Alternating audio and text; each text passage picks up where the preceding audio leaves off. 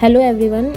जो मेरी पिछली वाली वीडियो थी उसमें बहुत सारे बच्चे पूछ रहे थे कि हमें किससे स्टार्ट करना चाहिए, मतलब बुक लिस्ट बता दीजिए। तो मैं बुक लिस्ट पे वीडियो बनाऊंगी, ये 2 पार्ट्स में आएगी।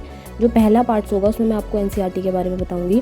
तो एनसीईआरटी में अगर हम बात करें तो सबसे पहले हिस्ट्री की बात करूँ तो क्लास 11th की एंशिएंट और मिडिवल की आपको पढ़नी है ओल्ड एनसीईआरटी, जो कि आपको स्क्रीन में दिख रही होगी। और अगर मॉडर्न इंडिया की बात करूँ तो क्लास 12th की है विपिन चंद्रा की, तो वो आपको पढ़नी है। और अगर वर्ल्ड हिस्ट्री की बात करूँ तो 9, 10th, 11th की आपको एक बार रीड करनी है। और अगर इसके शॉर्ट नोट्स आप किसी भी कोचिंग के नोट्स टेलीग्राम में सर्कुलेट होते रहते हैं, तो वहाँ से लेके उसमें से आप अपने नोट्स बना लेना वर्ल्ड हिस्ट्री के लिए।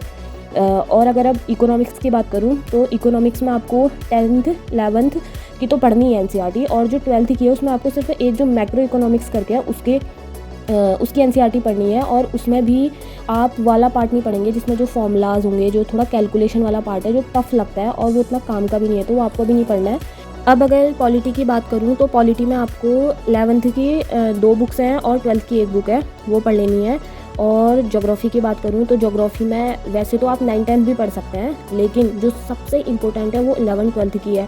ज्योग्राफी ही एक ऐसा पार्ट है जो अगर आप एनसीईआरटी पढ़ेंगे तो एनसीईआरटी से कवर हो जाता है लगभग 80 to 90%। और अगर मैं आर्ट एंड कल्चर की बात करूँ तो जो न्यू एनसीईआरटी है क्लास 11th की और क्लास 12th की, वो आपको पढ़नी है। और अभी इस टाइम पे हम देख रहे हैं कि प्रीलिम्स में जो हिस्ट्री वाले पार्ट से ज़्यादा क्वेश्चन आ रहे हैं वो आपको ये वाली बुक से मिलेंगी, जो हिस्ट्री की एनसीईआरटी की न्यू वाली है।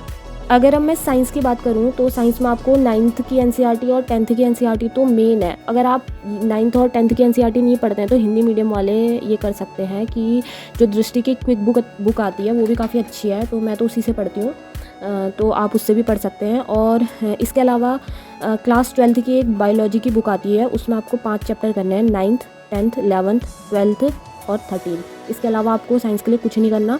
और साइंस में आपको कहीं भी कैलकुलेशन वाला पार्ट दिखता है तो कैलकुलेशन वाला पार्ट नहीं करना है, क्योंकि वो नहीं पूछता है। और अगर मैं सोसाइटी की बात करूँ तो सोसाइटी में क्लास 12th की जो एनसीईआरटी है वो बहुत इंपॉर्टेंट है, और वो सारी चीज़ें मतलब जो भी बुक के विजुअल्स हैं वो आपको दिख जाएंगी वीडियो में, तो उस हिसाब से आप एनसीईआरटी ले लेना। बाकी जो अदर बुक है वो मैं आपको नेक्स्ट वीडियो में बताऊँगी।